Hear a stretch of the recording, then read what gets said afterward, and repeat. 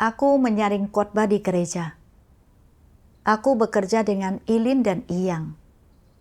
Suatu hari pada bulan April 2022, para pemimpin mengirim surat yang mengatakan, Ilin tidak masuk ke dalam prinsip ketika menyaring khotbah.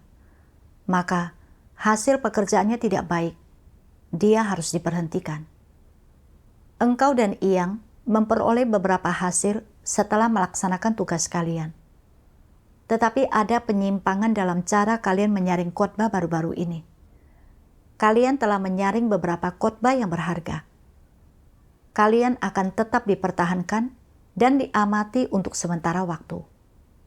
Ketika aku melihat berita ini, hatiku dipenuhi berbagai macam perasaan.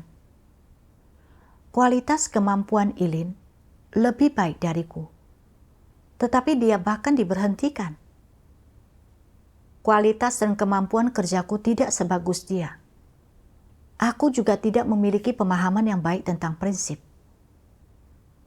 Jika aku membuat kesalahan lagi dalam menyaring khotbah, aku pasti akan diberhentikan. Sekarang, pekerjaan Tuhan akan segera selesai.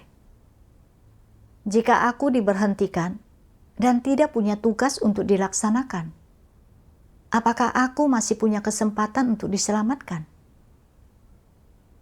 Ketika aku memikirkan hal ini, hatiku terasa sangat berat. Selama waktu itu, setiap kali aku menyaring khotbah, aku membacanya beberapa kali. Aku takut diberhentikan jika muncul penyimpangan.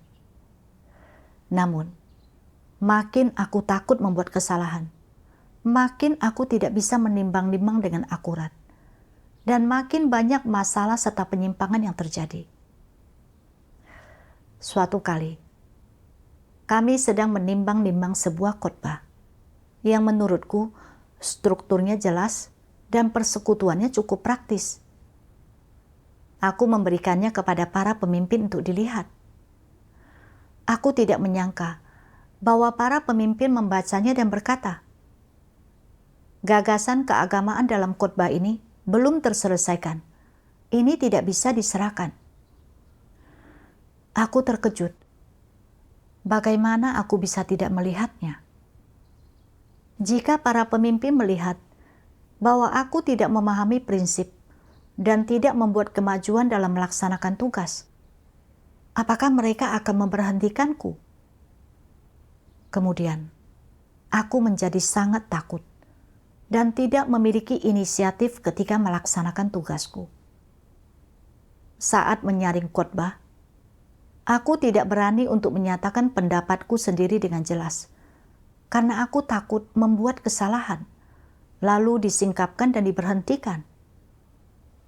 Oleh karena itu, aku akan bertanya kepada para pemimpin tentang segalanya dan meminta mereka untuk memutuskan. Suatu kali, gereja-gereja meneruskan beberapa khotbah kepada kami. Setelah membacanya, kami menemukan bahwa 4 khotbah ditulis dengan cukup praktis dan dapat diserahkan. Namun, aku mempertimbangkan dalam hatiku, bagaimana jika lagi-lagi aku menyerahkan khotbah yang tidak berharga karena aku tidak membacanya dengan baik? Apa yang akan kulakukan jika para pemimpin berpikir bahwa aku tidak memahami prinsip dan memberhentikanku? Supaya aman, aku harus menyerahkannya kepada para pemimpin untuk dilihatnya terlebih dahulu. Dengan begitu, meskipun aku membuat kesalahan, aku tidak akan menanggung tanggung jawab utama. Jadi, kuteruskan khotbah-khotbah ini kepada para pemimpin. Setelah beberapa hari, para pemimpin menanggapi dengan saran mereka untuk 3 khotbah, mengatakan bahwa khotbah-khotbah itu dapat diserahkan. Namun, mereka tidak pernah menanggapi khotbah lain yang ditulis oleh Changli. Aku berpikir, jika para pemimpin belum menanggapi, mungkinkah mereka berpikir ada masalah dengan khotbah itu? Sebaiknya aku tidak menyerahkannya. Dengan begitu, aku bisa menghindari situasi ketika masalah prinsip kemudian muncul. Dan aku terlihat seolah-olah kurang memiliki kemampuan untuk membedakan. Aku harus menunggu tanggapan para pemimpin dan kemudian memutuskan apakah akan menyerahkannya. Inilah cara yang lebih aman. Setelah itu, aku menyibukkan diri dengan melaksanakan tugas-tugas lain. Khotbah ini disimpan selama 2 minggu. Selama waktu ini, Iyang mengingatkanku bahwa khotbah ini perlu segera diserahkan. Aku berkata, mari kita tunggu para pemimpin menanggapi sebelum menyerahkannya. Kita tidak boleh terlalu bersemangat untuk sukses jangka pendek. Iyang tidak berkata apa-apa lagi.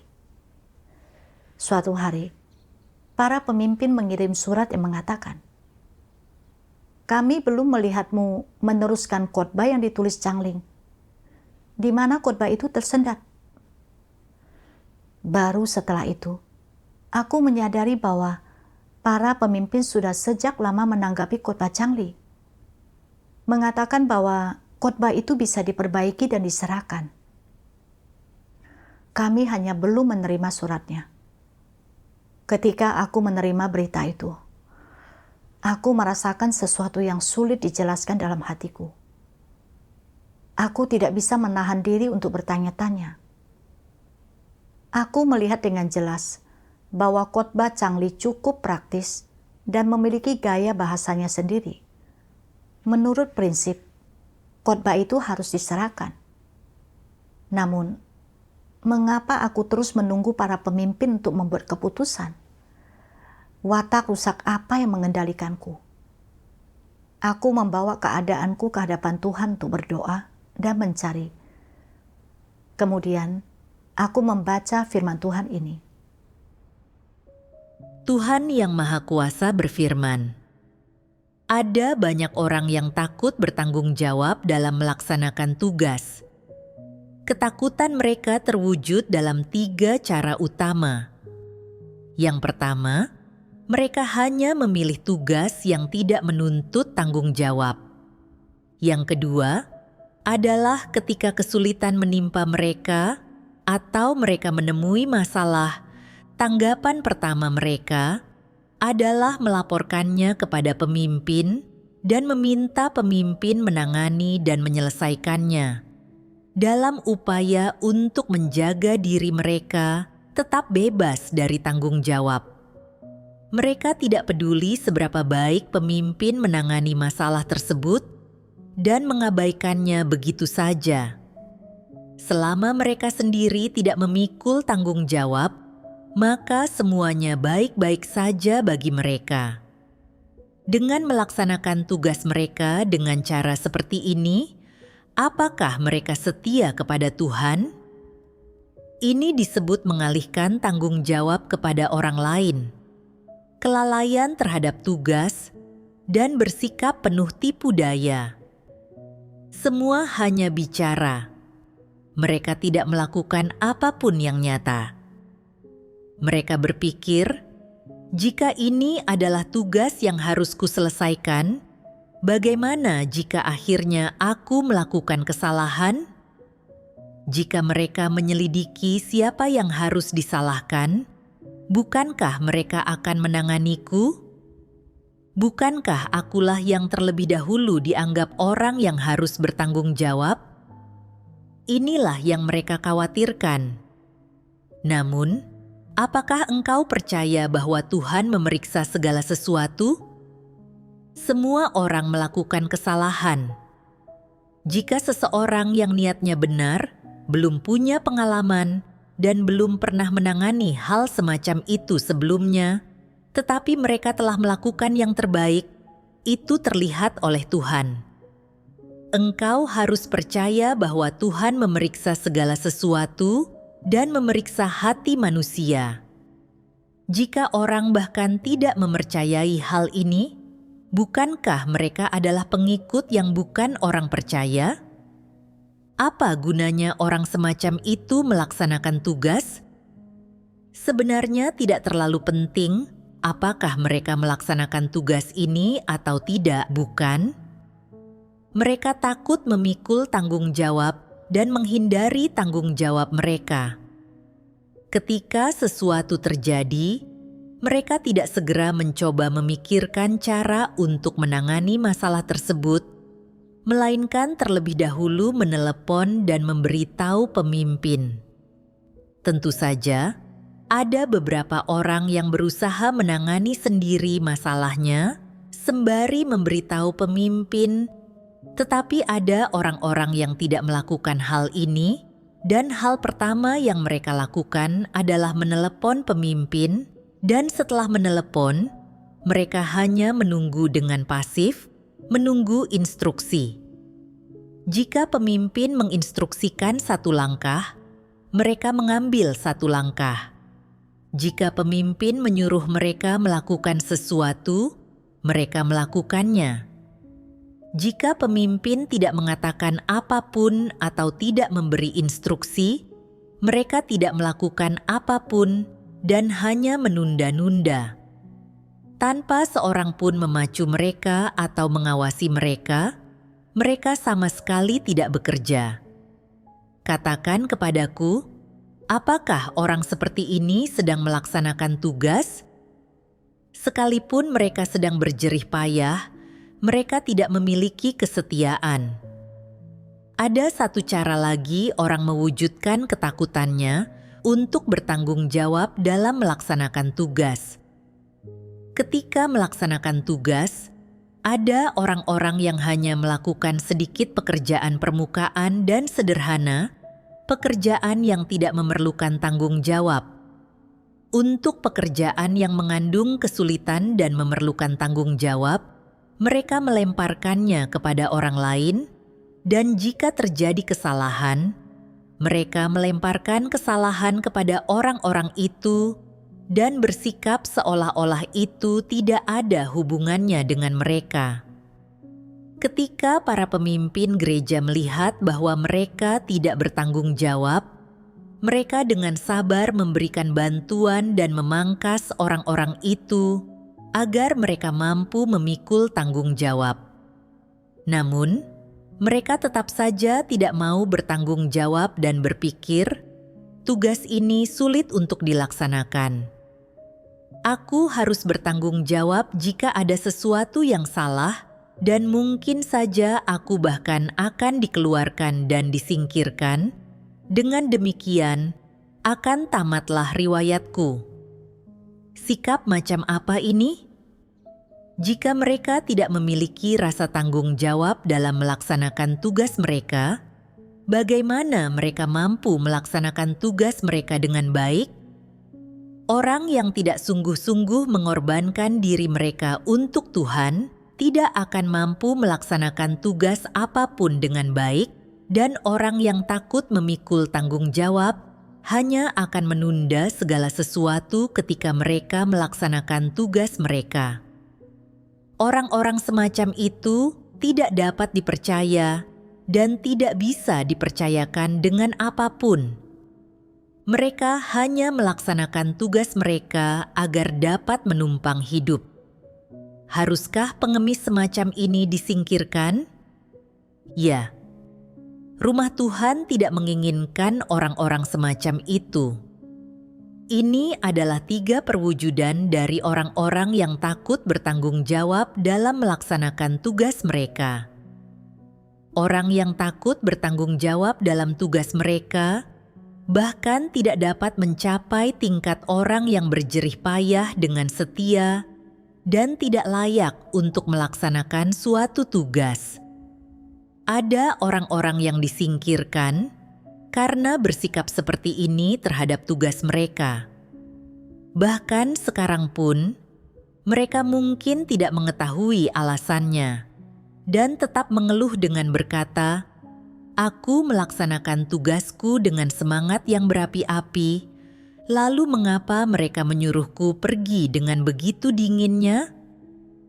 Bahkan sekarang pun, mereka tidak mengerti. Mereka yang tidak memahami kebenaran, menghabiskan seluruh hidup mereka tanpa mampu memahami mengapa mereka disingkirkan.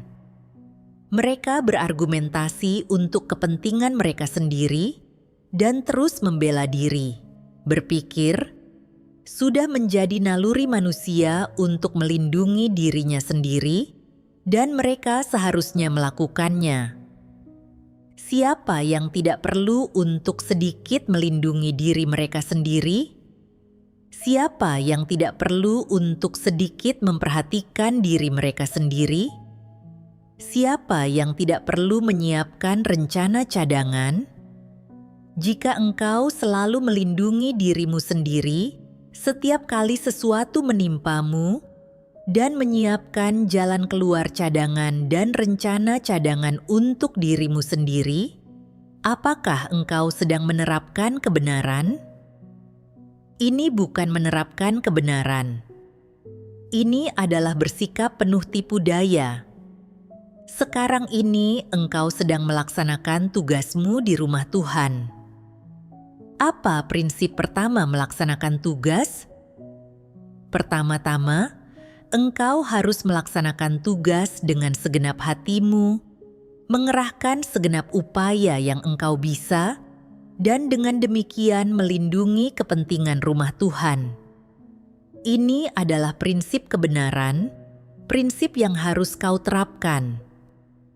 Melindungi diri sendiri dengan menyiapkan jalan keluar cadangan dan rencana cadangan adalah prinsip penerapan yang diikuti oleh orang tidak percaya dan falsafah tertinggi mereka.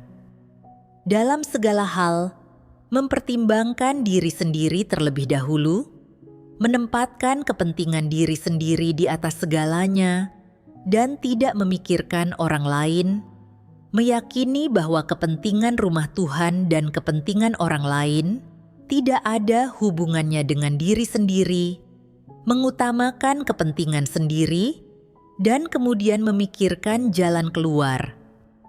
Bukankah seperti inilah orang tidak percaya itu? Seperti inilah tepatnya orang tidak percaya itu. Orang semacam ini tidak layak untuk melaksanakan tugas.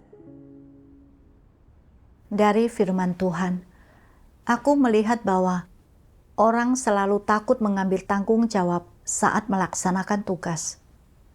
Mereka takut membuat kesalahan serta disingkapkan dan diberhentikan. Ketika muncul masalah, mereka membiarkan para pemimpin membuat keputusan, selalu mencari jalan keluar bagi diri mereka sendiri untuk melindungi kepentingan pribadi. Ini adalah prinsip yang diikuti oleh orang tidak percaya ketika menangani segala hal. Penyingkapan firman Tuhan sangat menusuk hatiku. Bukankah perilakuku persis seperti itu?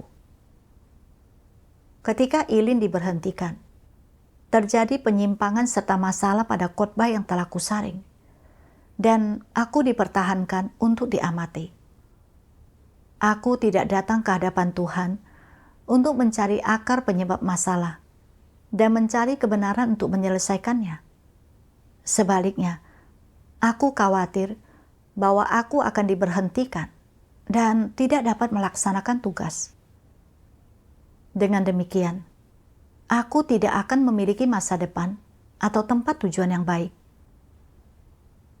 Aku telah melihat dengan jelas bahwa beberapa khotbah ini cukup praktis dan dapat diserahkan. Tetapi aku takut jika muncul penyimpangan, masalahku sendiri akan terungkap dan aku akan diberhentikan. Oleh karena itu, aku mendorong agar para pemimpin yang membuat keputusan dengan alasan bahwa aku tidak yakin. Dengan cara ini, jika terjadi masalah, itu bukan tanggung jawabku semata. Ketika para pemimpin tidak membalas, aku menunda-nunda dan menunggu. Akibatnya, khotbah yang berharga tidak segera diserahkan dan kemajuan terhambat. Saat itu, aku merasa sudah tidak begitu bersemangat untuk sukses dengan cepat seperti sebelumnya.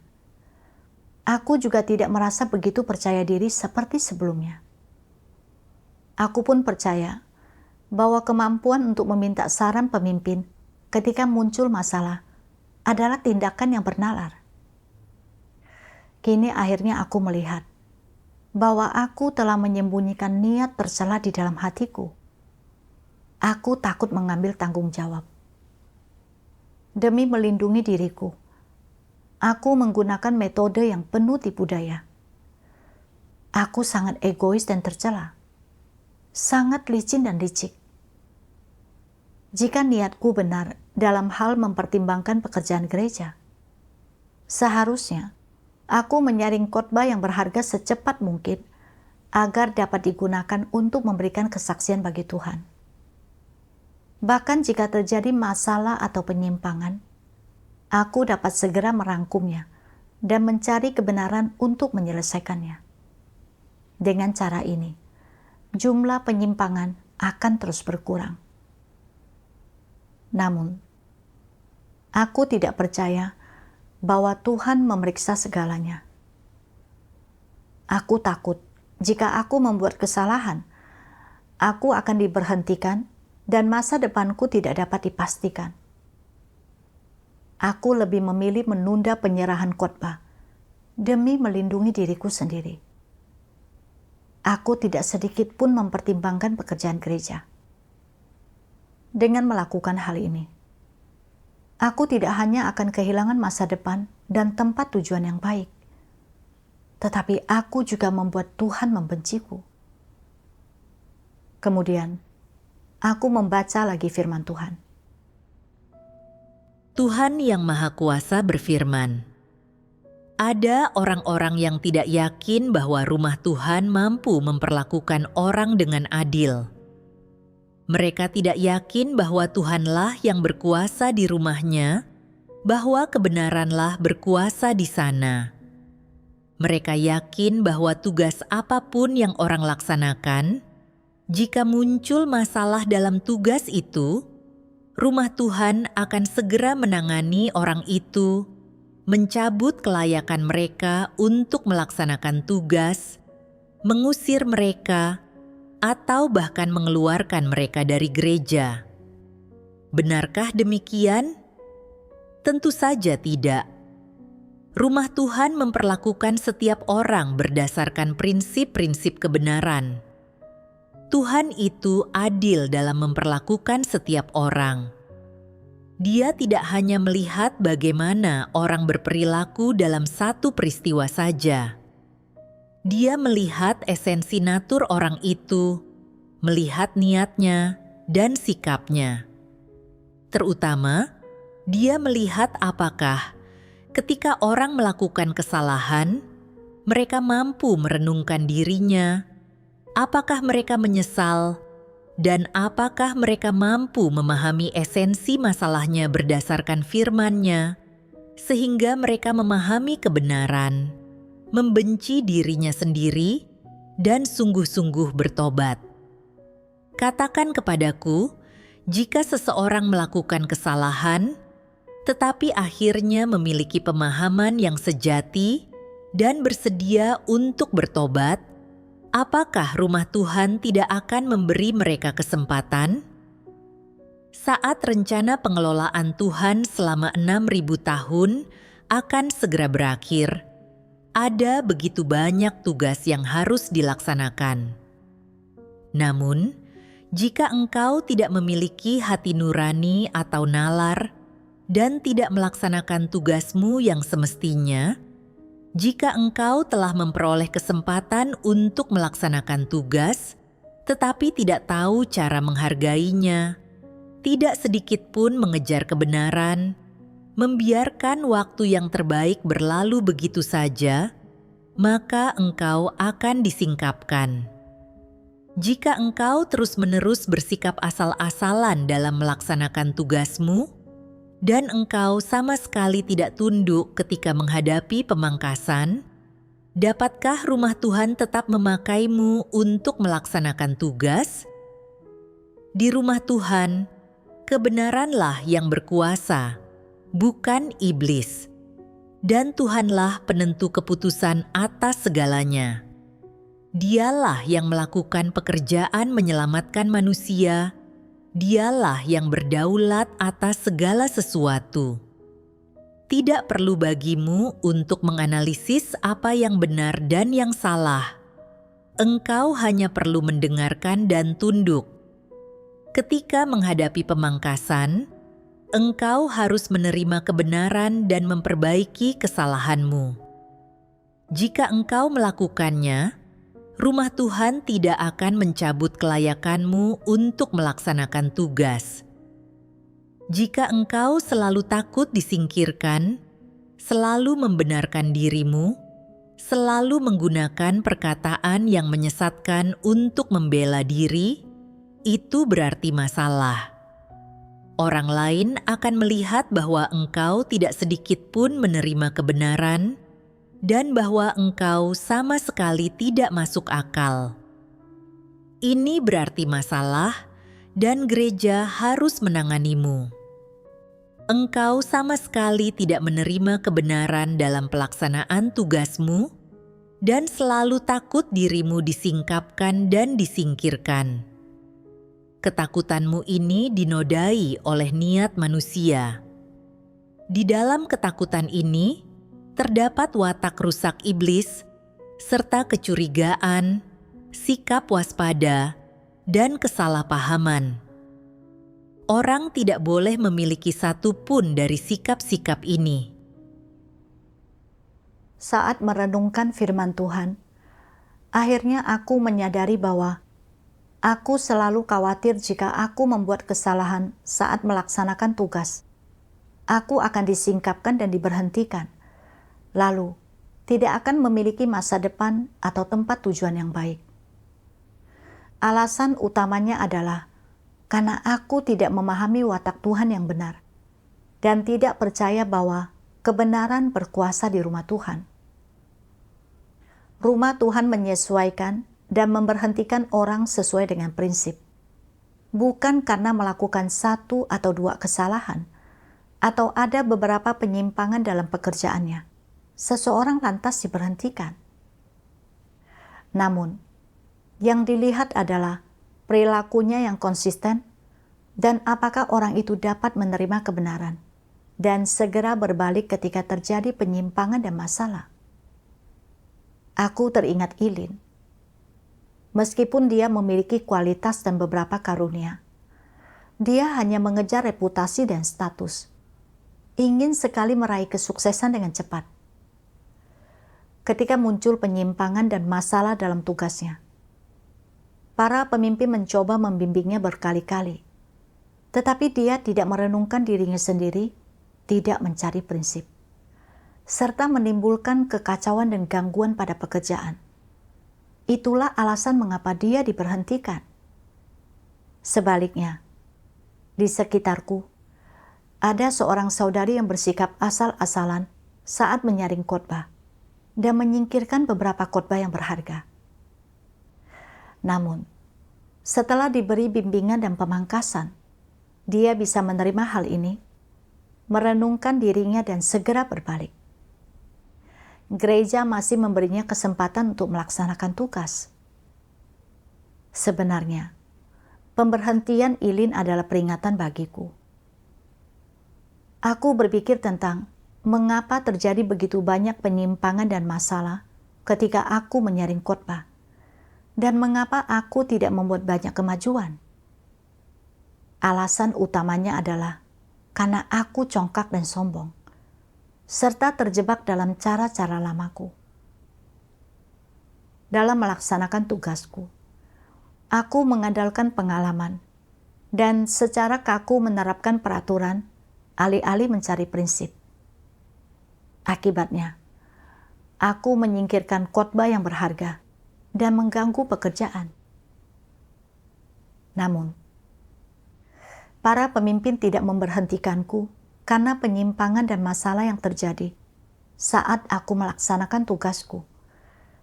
Mereka bahkan bersekutu denganku untuk membantuku memahami watak rusakku sendiri, serta memberiku kesempatan untuk bertobat dan berubah.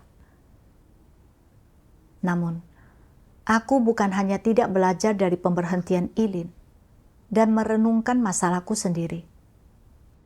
aku juga telah salah paham dan bersikap waspada terhadap Tuhan.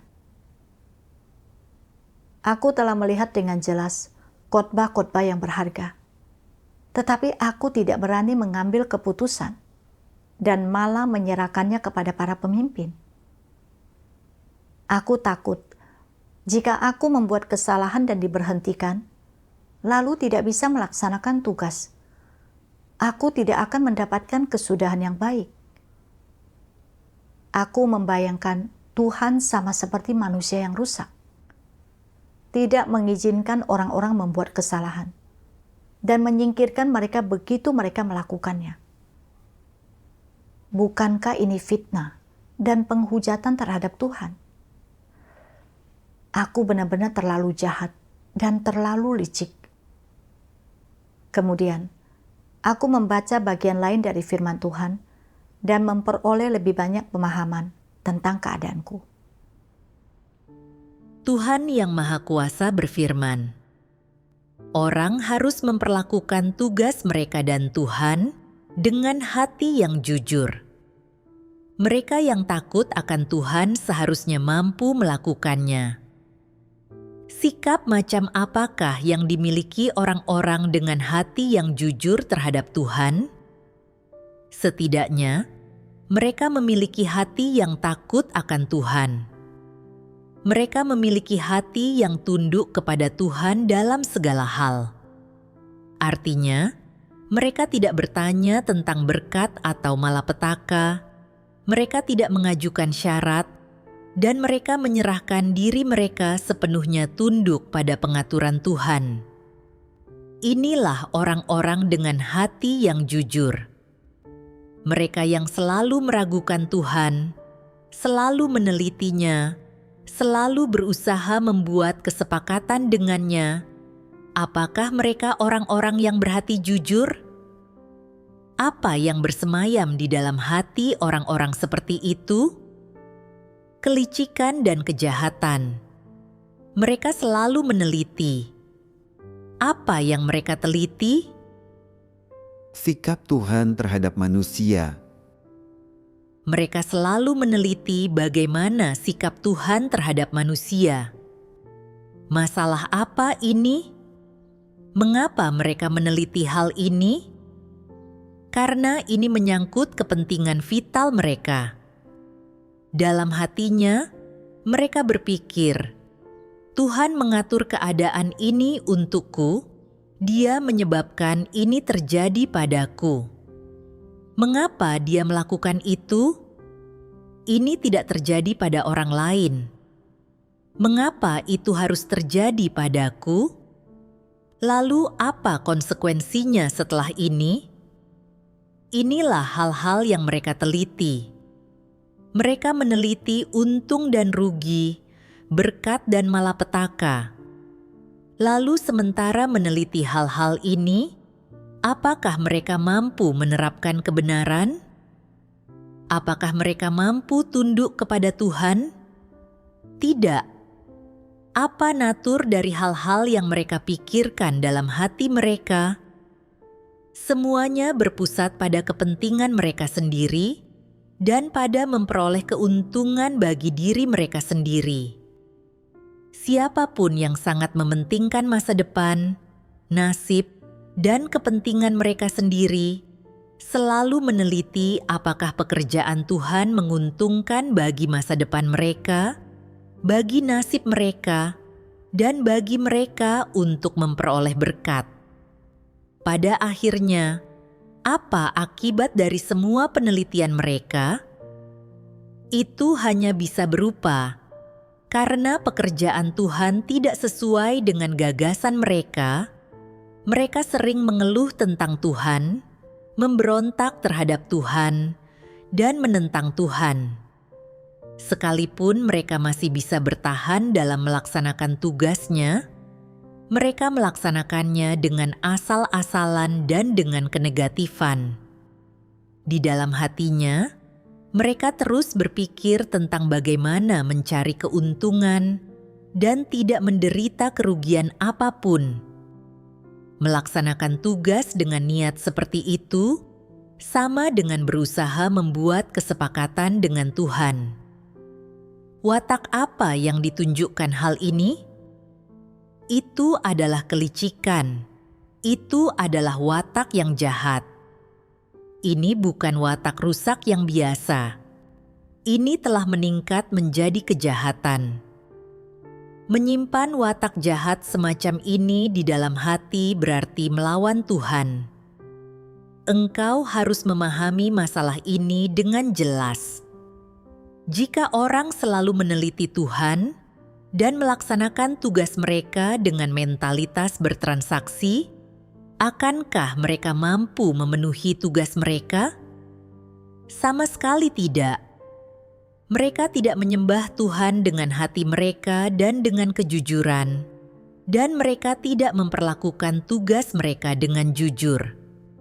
Saat mereka melaksanakan tugasnya, mereka hanya melihat dan mengamati, selalu menahan diri. Apa akibat dari hal ini? Tuhan tidak bekerja di dalam diri mereka. Mereka bingung dan kacau. Mereka tidak memahami apa prinsip-prinsip kebenaran itu, dan mereka selalu bertindak menurut kehendak mereka sendiri, terus-menerus melakukan kesalahan. Mengapa mereka terus-menerus melakukan kesalahan? Karena pikiran mereka terlalu kacau. Ketika masalah muncul, mereka tidak merenungkan diri sendiri atau mencari kebenaran untuk menyelesaikannya, tetapi bersikeras bertindak menurut kehendak mereka sendiri dan preferensi mereka sendiri. Akibatnya, mereka terus-menerus melakukan kesalahan saat melaksanakan tugas mereka. Mereka tidak memikirkan pekerjaan gereja atau kepentingan rumah Tuhan. Mereka selalu membuat rencana demi diri mereka sendiri, selalu membuat rencana demi kepentingan, harga diri, dan status mereka sendiri. Mereka bukan saja gagal melaksanakan tugas mereka dengan baik, mereka juga memengaruhi dan menunda pekerjaan gereja. Bukankah ini menempuh jalan yang salah dan tidak melakukan pekerjaan mereka yang semestinya? Jika dalam melaksanakan tugas mereka, orang selalu membuat rencana demi kepentingan dan masa depan mereka sendiri, dan sama sekali tidak mempertimbangkan pekerjaan gereja atau kepentingan rumah Tuhan, ini bukanlah pelaksanaan tugas. Ini adalah merencanakan demi keuntungan pribadi, melakukan segala sesuatu untuk memperoleh keuntungan, dan mendapatkan berkat bagi diri mereka sendiri. Ketika pelaksanaan tugas seperti ini, naturnya berubah. Itu menjadi upaya untuk membuat kesepakatan dengan Tuhan, menggunakan pelaksanaan tugas guna mencapai tujuan pribadi mereka. Cara melakukan segala sesuatu seperti ini sangatlah mungkin mengganggu pekerjaan rumah Tuhan.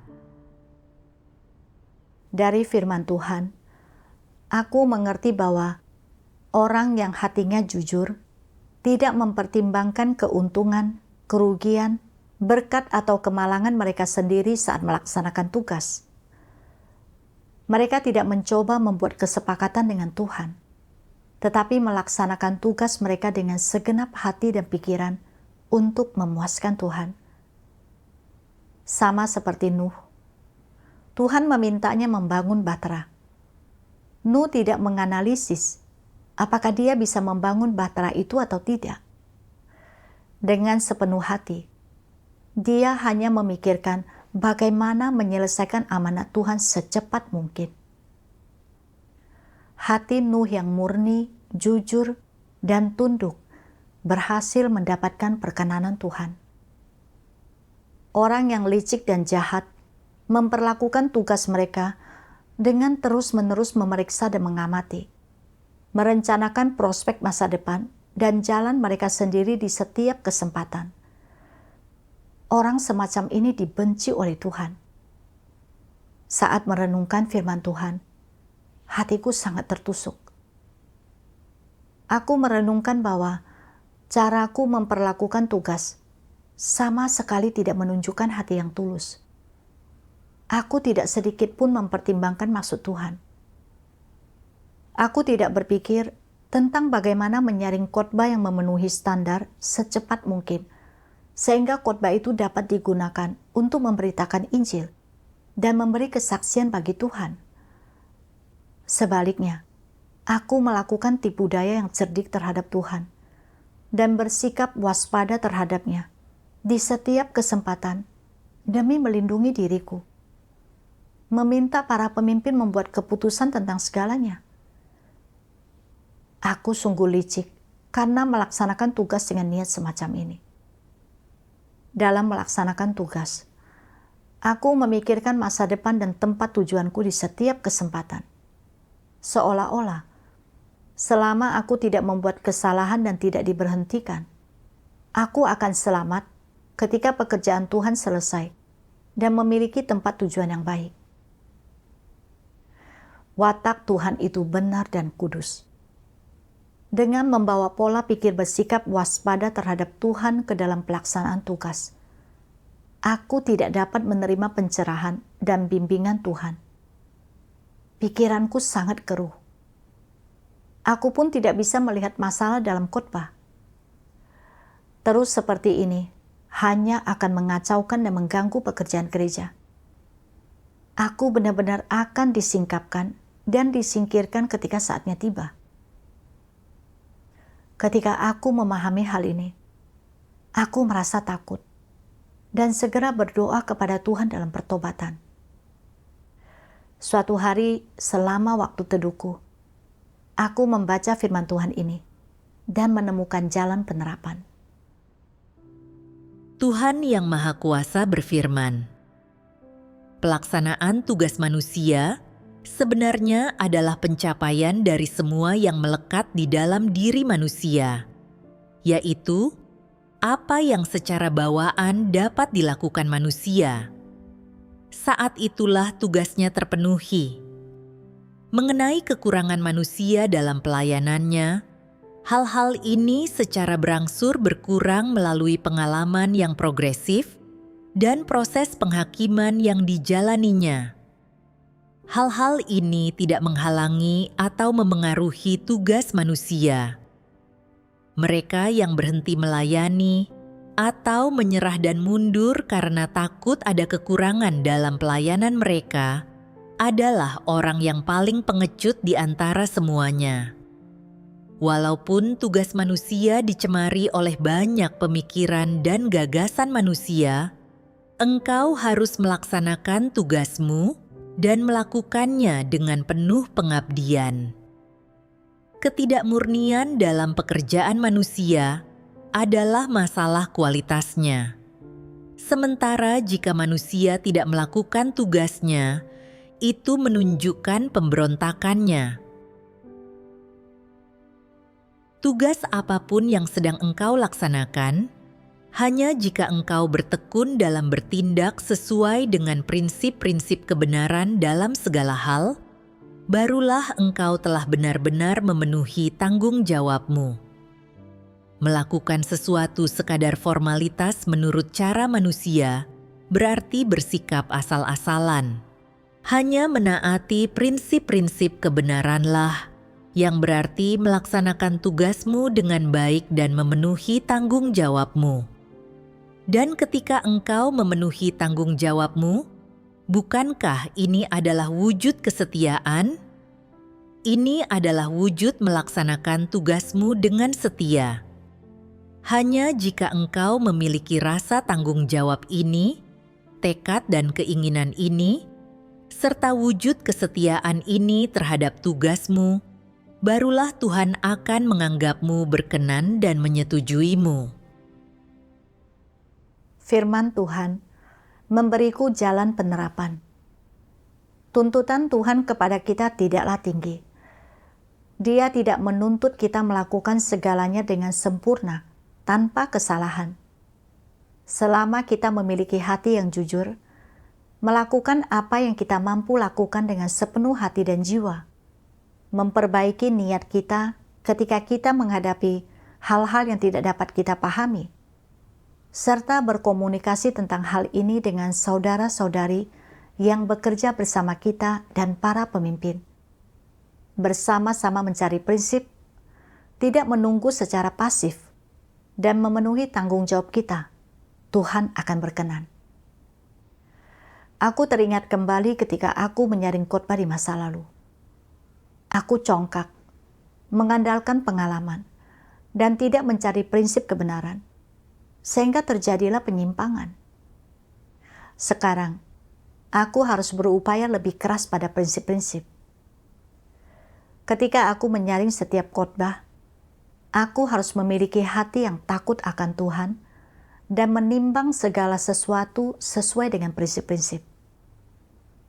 Meskipun mungkin masih akan terjadi masalah dan penyimpangan dalam proses pelaksanaan tugasku, aku harus memperlakukannya dengan benar, merangkum alasannya, dan segera memperbaikinya.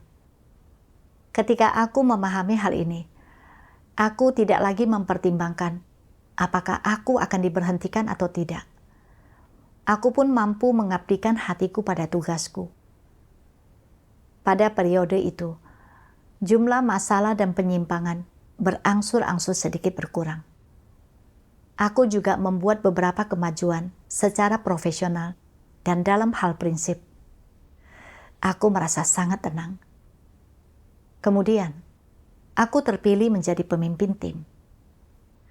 Suatu kali, para pengawas mengirim surat yang menunjukkan bahwa tema khotbah yang kami serahkan saat itu tidak jelas dan tidak praktis untuk digunakan mempersekutukan kebenaran.